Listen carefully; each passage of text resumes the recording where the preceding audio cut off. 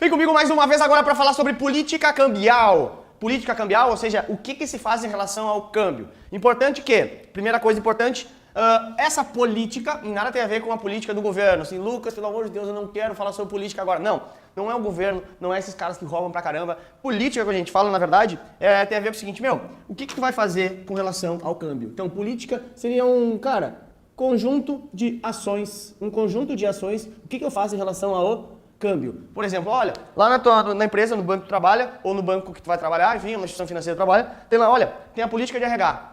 Então, não pode pegar a coleguinha, não pode ter colega pegando colega. Aí, isso é política de RH. Ou seja, conjunto de atividades, de ações em relação a como é que a empresa trata pessoas. Então, não pode ficar com pessoa da mesma empresa. Um tem que sair, tem que pedir demissão. Daí o cara pensa, putz, agora amor ou dinheiro, o que eu faço da minha vida?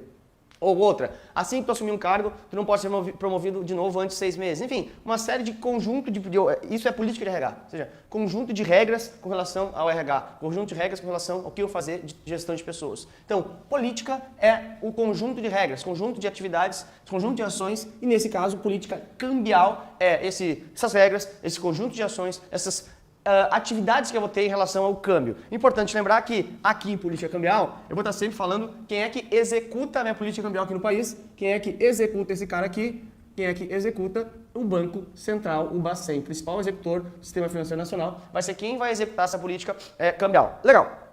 Importante lembrar que tu tem que ter visto o primeiro vídeo sobre câmbio, okay? Sobre taxa de câmbio, e aí agora tu vai ver sobre política cambial para conseguir ficar bem mais claro. A ideia básica é o seguinte, vamos lá. Eu tenho, né? Exportador, ou seja, o cara que vende para o exterior, ok? E eu tenho importador. Eu tenho exportador e tenho importador, ok? Importador é o cara que importa, ou seja, compra lá de fora. Exportador é o cara que vende para fora.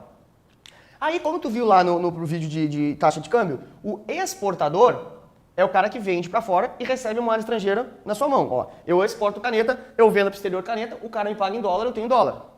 E eu venho aqui com esse dólar para trocar por reais. Então, vamos supor que essa caneta aqui, eu vendo para o exterior por, sei lá, 2 dólares. 2 dólares.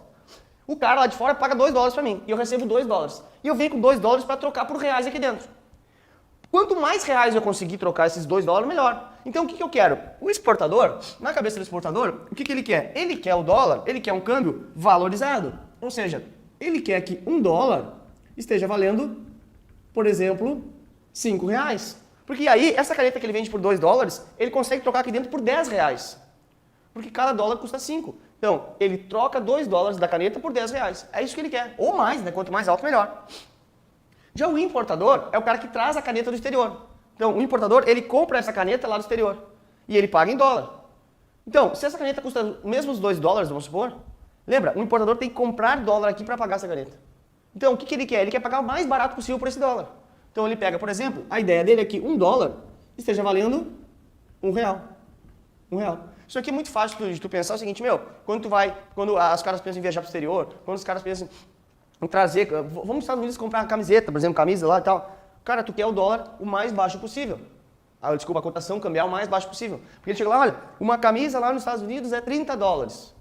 Ou seja, cara, se tiver 1 real, a cotação do câmbio, na verdade é 30 reais, a camiseta é muito barato. Então, tu é um importador quando tu compra coisa lá de fora. Então, o que o importador quer? Isso aqui. O que o exportador quer? Nessa faixa de câmbio aqui. Legal. E aí, o que acontece na prática é que eu sei que se eu deixar o dólar chegar aqui, nessa cotação, esse cara tá feliz. Mas esse cara aqui tá muito mal financeiramente. Porque lembra, ele vende a caneta para fora e vai trocar aqui dentro o dólar por 1 real. Putz, é muito pouco para ele. Se eu deixar chegar aqui, esse cara tá feliz e esse cara aqui tá muito triste. Ou até quebrado, talvez, porque o produto dele vai ser importado muito caro. Então, para conseguir regular isso, entra o Bacen na sua política cambial. Para efetivamente conseguir, eu tenho que deixar num ponto equilibrado onde nem esse cara não quebre se chegar aqui e nem esse cara quebre se chegar aqui. Porque eu tenho os dois aqui no nosso país, tem importadores e exportadores. Então, o que acontece na prática é o seguinte, quando eu falo de política cambial, eu tenho 2 formas de fazer política cambial. Ou tenho política cambial que se chama de cotação fixa, ou tem política cambial de cotação flutuante. Ok, fixa, flutuante. O que é algo fixo? Algo fixo é algo que não altera, então não tem alteração. Quando eu tenho uma política cambial fixa, quer dizer que a cotação do dólar não se altera. Então, faça chuva ou faça sol, vamos supor que o dólar vai estar valendo, então 1 dólar vai estar valendo sempre R$1. Faça chuva, faça sol, vale aquilo ali, porque é fixa, não altera. Agora é só tu pensar o seguinte, no nosso país, é fixa ou flutuante? Tu tem que olhar o jornal todo dia para saber a cotação do dólar ou ele não altera? Ah, Lucas, ele altera. De noite lá o William Bonner fala o dólar subiu, o dólar caiu, ou seja, está tendo alteração. Sendo assim, nossa política cambial não é fixa, ela é flutuante. Ou seja, tem sim alterações na cotação do câmbio. Ok, esse flutuante, ele pode ser flutuação limpa, que atualmente a prova pode chamar de perfeita, ok? Ou vai ser flutuação suja. Aí olha só, chegou na hora da prova lá, deu um branco total, e agora eu não sei, eu assisti ela lá do Lucas, mas eu não lembro o que é a política cambial vigente no nosso país. Será que é fixa? Primeira coisa, fixa ou flutuante? Essa é muito fácil, né? Tu tem que olhar o jornal todo dia porque tu não sabe quanto é que fechou o câmbio, ou seja, tem alteração, portanto. Então é flutuante, ok? Agora, flutuação limpa ou suja? Eu esqueci a aula. É só tu pensar, se é do Banco Central, isso aqui é do governo, como tu sabe, Bacen é uma autarquia do governo federal. Se tem um governo no meio, só pode ser suja, óbvio. Porra, meu governo tá no meio, tem sujeira no meio, óbvio. Agora, vamos entender quem que é esse cara. Bom, quando é flutuação limpa ou perfeita, é o tipo de política cambial sem intervenção. Sem intervenção do Bacen. Na política cambial suja, ó, tem uma sujeira no meio. Tem alguém que está trocando alguma ideia, tem alguém mexendo na perfeição do mercado. Ou seja, quem é esse alguém? O Bacen. Então, quando é política cambial flutuante suja, é com intervenção do Bacen. E essa aqui é a vigente no país. Vigente no Brasil. Como assim? Bom, vamos imaginar o seguinte, cara.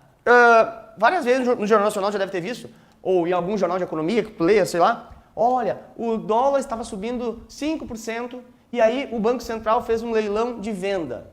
O dólar estava caindo 10% e o Banco Central fez leilão de compra. Olha só, o Banco Central está intervindo, está mexendo no mercado. O que é a ideia básica? É o seguinte, olha só. Vamos supor que... Deixa eu só subir isso aqui um pouquinho para cima, para ganhar um pouco de espaço aqui. Importador no real, continua a mesma coisa, tá?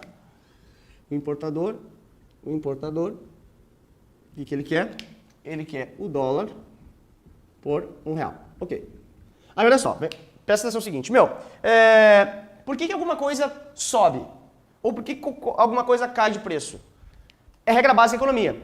Quando tem muita gente querendo comprar canetas, e só tem 3 canetas no mercado, e uma galera vem aqui querer comprar canetas, o preço dessas canetas vai subir. Oferta e demanda. Quando eu tenho muitas pessoas querendo vender canetas, todo mundo está querendo vender caneta e ninguém quer comprar, o preço da caneta cai. Quando eu tenho muita camiseta na loja, a loja faz promoção de camiseta. Porque tem muita camiseta e pouca gente querendo comprar. Então, sempre que eu tenho desequilíbrio entre oferta e demanda, ou vai cair ou vai subir o preço desse bem, dessa coisa, desse ativo. Então, quando tem muita gente querendo comprar dólar e pouca gente vendendo dólar, o preço do dólar sobe. Quando tem muita gente vendendo dólar e pouca gente comprando dólar, o preço do dólar cai. Então, o que acontece na prática é o seguinte, vamos lá. Vamos supor que agora o dólar esteja com alta de 10%. Por que alguma coisa sobe 10%? Acabei de falar. Porque tem muita gente comprando e pouca gente vendendo. Então, eu tenho aqui, olha, de um lado eu tenho compradores, ok?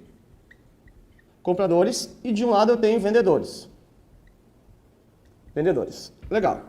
Aí, olha só o que acontece. Os compradores têm aqui, sei lá, estão querendo comprar total de 10 bilhões de dólares. E só tem disponível de vendedores nesse momento 1 bilhão de dólares. 1 bilhão de dólares, tá? Então, eu tenho pessoas querendo comprar 10 bi e tenho somente 1 bi de pessoas vendendo. É óbvio que o preço vai subir, porque eu tenho muito mais gente comprando do que gente vendendo. E aí, esse cara aqui, como ele é esperto, ele pega e fala assim, eu tenho alguma coisa que todo mundo quer. O que eu faço com o preço dessa coisa? Aumento. É que nem tu chegar correndo desesperado para querer entrar, comprar ingresso na final do campeonato da Libertadores. Ou final de Copa do Mundo. E tu não comprou ingresso. Falta 10 minutos para entrar do jogo. O estádio está lotado, ou quase lotado. Aqui fora o cambista, o cara que vende ingresso, vai te ferrar no preço, vai te cobrar 10 mil reais para tu entrar naquela hora. Por quê? Porque ele sabe que todo mundo quer aquele ingresso naquela hora. Então, o que esse cara faz? Esse vendedor olha para lá e fala assim, essa galera toda está precisando de 10 bi. Então eu vou aumentar o preço. E vai aumentando o preço. Se fosse uma flutuação perfeita, o mercado fosse flutuação limpa ou perfeita, o Bacen ficava aqui de fora olhando assim, ó. Meu, se resolvam vocês aí. Resolvam vocês, o preço é de vocês, e o dólar vai subir até onde for, porque eu não vou intervir no mercado. A economia vai resolver o preço do mercado. O que é o problema disso? O dólar subiria demais, né? Subiria demais. E aí eu ia eventualmente quebrar o meu importador. Porque o importador precisa comprar dólar para pagar o cara lá de fora quando ele compra a mercadoria. Então, meu, se fosse flutuação limpa, se vira. Só que eu ia quebrar o importador, por exemplo. Ou ao contrário, né? Se estivesse caindo demais. Ia quebrar o exportador. Aí o que acontece? O Bacen aqui nesse caso, ele assistindo isso, pensa assim, meu, não posso deixar isso. Eu vou fazer uma intervenção nesse mercado. Aí se caracterizando a flutuação suja. O que o Bacen faz? O Bacen entra aqui como vendedor e vende, por exemplo, 9 bilhões de dólares, né? 9 bilhões de dólares. O Bacen entra vendendo. O que ele faz? Ele encosta o caminhãozinho dele e fala assim, meu, também vendo dólar agora. Ao fazer isso, ele equilibra a oferta e demanda. Ao equilibrar a oferta e demanda, tende a diminuir a alta de 10%. Ah, meu, não vai subir mais 10%, porque agora está equilibrado. Não aceito pagar tudo que esse cara está pedindo. Vai subir só 3%, sei lá. Estou chutando aqui só para inventar. Ou seja, vai dar uma diminuída na alta, ou até parar de cair. Ou se ele ofertar muito mais, eu vou ofertar 20 bilhões de dólares aqui, putz, meu, aí começa até a cair o dólar. Para fazer isso, o Bacen está gastando os seus dólares. E o Bacen, lembra que eu te falei, ele pegou o caminhãozinho dele e foi até lá o mercado vender. Esse caminhãozinho, ele sai do Bacen, claro, né? Então tá aqui o Bacen. E o Bacen tem lá no seu cofre, tem que ter dólares para ofertar aqui. Porque ele pega o caminhãozinho dele com dólares, pega o caminhãozinho e vem aqui. Então, essas reservas que ele tem que ter uma reserva em dólar. Isso aqui se chama de reserva internacional. Porque é a reserva que o Bacen tem em moeda estrangeira. Então, sempre que a tua prova fala o seguinte, olha só, no mercado onde o Bacen vai intervir, vai alterar a reserva internacional. Porque ou o Bacen entrou aqui vendendo dólar e diminui minha reserva internacional, minha reserva de dólar, ou o Bacen, quando for ao contrário, quando estiver caindo muito, o Bacen entra comprando. Ao comprar, ele aumenta essa reserva aqui. Ele compra aqui, bota no caminhãozinho, vai para casa e aumenta a sua reserva. Ou ele pega aqui do sua reserva, vem no caminhãozinho e vende sua reserva, diminui a sua quantidade de dólar. Então, a reserva internacional é o que o Bacen vai usar, vai aumentar ou vai diminuir para intervir nesse mercado aqui. Importante que, em um mercado onde o Bacen não intervém, a reserva internacional permanece igual. A reserva internacional permanece inalterada, porque o Bacen não vai intervir no mercado. Portanto, o caminhãozinho não sai daqui. Então, isso aqui não altera. Então, mercado onde não tem intervenção, reserva internacional permanece igual. Mercado onde tem intervenção, a reserva internacional ou vai aumentar ou vai diminuir, conforme a operação que o Bacen estiver fazendo. Ok? Então, a minha reserva internacional que eu tenho reserva de moeda estrangeira é o que eu uso para intervir no mercado, ou vendendo, fazendo leilão de venda, ou fazendo leilão de compra, ok? Da moeda estrangeira, para adaptar aqui ao que a realidade está acontecendo, e com isso eu diminuo, ou eventualmente diminuo uma alta, ou travo a queda da moeda estrangeira, tá bom? Então, política cambial vigente no nosso país atualmente, flutuação suja, ou seja, não é a perfeita, flutuação suja com intervenção do Bacen. O Bacen faz leilão de compra ou leilão de venda durante o dia para segurar a alta ou segurar a queda da moeda estrangeira, justamente para não quebrar nem o importador nem o exportador, deixando os dois caras equilibrados aí, tudo bem? Essa foi a ideia da política cambial, terminamos por aqui, espero no próximo vídeo, tchau!